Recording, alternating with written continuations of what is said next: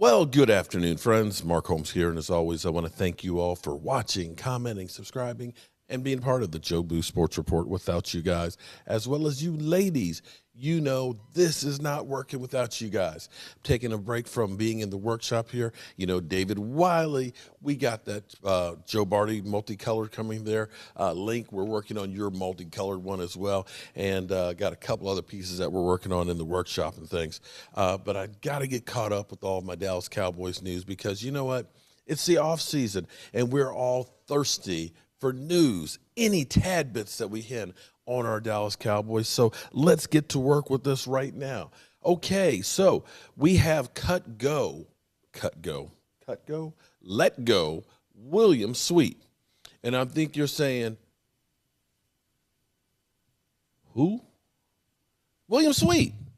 Sweet. Williams, you know William Sweet. He played against the Bengals and the Giants. When our offensive line was in tatters, where we lost, of course, Lyle Collins and Tyron Smith and so forth.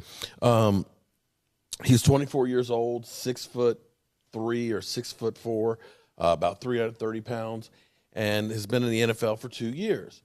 Well, this for me says then the offensive line, I'm just trying to read into this, maybe more than what's there, but knowing how many guys we brought in last year, that they're saying that the depth must be better. We're less worried about Tyron Smith and Lyle Collins and so forth, that we can start letting players go, that our depth is not a concern, that between bringing in guys like Ty Nsekhe and, of course, Tyron Smith coming back and Lyle Collins, and then, of course, you got Terrence Steele, that now they're beginning the process to start weeding out some of the guys.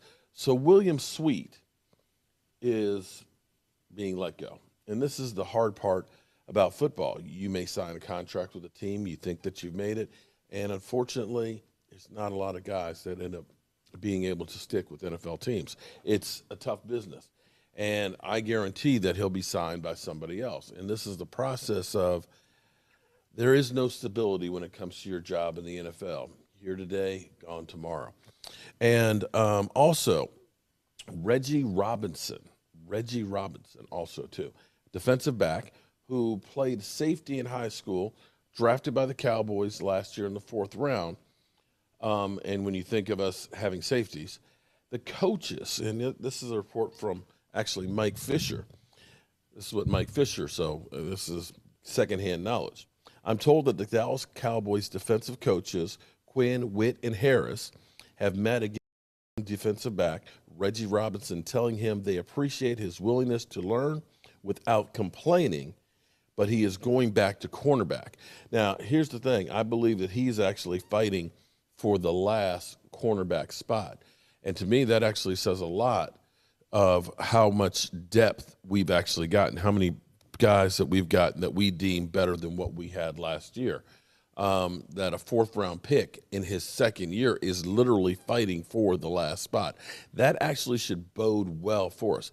But the key thing here in what Mike Fisher says here, and I think that this is going to be a key for everybody. You know, understand, if you don't feel bad about the performance on our defense as a whole, and that goes for everybody.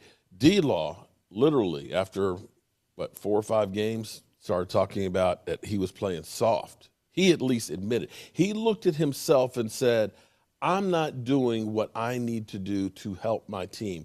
I'm not living up to the standards that should be a Dallas Cowboy. And that was great because he proceeded to get better as the season went on. If you could have taken that second half of the season and put it with the first half, that would have been a great season. So you like the fact that people are retrospect, that they are open to learning and to understand that Reggie Robinson, when it came to the coaches changing his position, trying him out in someplace different, that his mind was open to whatever it takes to help the team. And I think that this, with the Dan Quinn, with the coaching and the hands-on, that Witt and Quinn and those guys are putting in there, They're becoming more teachers, and they need guys that want to be students. If you think that I've shown up in the NFL and I know everything, there's nothing that you can teach me, that, I'm perfect, it's your scheme that's a problem, you're not going to be here for long. And I think that this is fundamentally the key, that you look at the track record of Quinn with a lot of the guys that were part of the Legion of Boom. They weren't necessarily, first-round draft pick. You had guys that were in the 4th, 5th, 6th rounds that were key pieces to that Legion of Boom. I like this, that you see that they are becoming teachers of really teaching, as opposed to saying, here's our scheme, get out there and do it. They are not only saying, here's our scheme, here's how you do it. And the players are receptive to doing that. That all bodes well for this team, and I am excited and happy as can be. Somebody who may not be happy, as we are now with the NFL has gotten to be more standardized with their dates.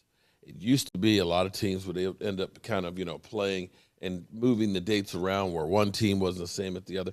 But for the most part, most of the NFL offseason dates are all the same. But it's amazing to me that Aaron Rodgers is basically in Hawaii on vacation. Screw y'all. I'm not going to be there. That situation is just plain ugly in Green Bay. But truth be told, Aaron Rodgers has always been about Aaron Rodgers. Aaron Rodgers is an incredible player. Do not think that I'm saying that Aaron Rodgers is not an incredible player. But Aaron Rodgers, just like most creative people, is very difficult to work with. And Aaron Rodgers is very unwielding. And if you're not about what Aaron Rodgers wants, Aaron Rodgers ain't got time for you. And this is where you can see the divide. It's sometimes, when you get that girlfriend who is, all this and a ham sandwich, she's, gorgeous, or she thinks she's gorgeous and all this, that, and the other, and has the attitude, well, I'm beautiful, you're supposed to do everything for me, I do nothing. And you're kind of like, yo, there's two of us here in this relationship. It's always me giving, and, you're the one that's always kind of taking. And it feels like that's the kind of relationship that they have in Green Bay. And I don't know how long that's going to work. In fact, I dare say that relationship is not going to work. I think there's too much under the dam or over the bridge, or it's all downstream. Let's put it that way. It's all downstream. That's what it is.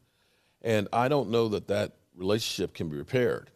You look at the situation and you wonder where Carson Wentz was not talking with Doug Peterson for months, apparently. That relationship was, unreconcilable. I guess it's the right way. It just sounded wrong. That he had to go. Unfortunately, both of them had to go. But if you can't communicate between the player and the coaches, you ain't going to go very far. I'm happy that it seems like we don't have those kind of guys on this roster. And I think that most of our players on our team are like sponges right now. They're trying to absorb as much knowledge as they can to become better players. I don't think the Cowboy players were satisfied, of course, with last year and just getting paid. I think these guys are getting hungry for something a whole lot more. At least that's what I'm hoping for. So that's all I got for you guys right now. William Sweet is no longer a Dallas Cowboy. And here, okay, this is kind of a little bit of a joke, but so we had Sweet and Sprinkles. Sprinkles the tight end. Sounds more and more like a strip club every day. I'm Mark Holmes, and I'll see you later.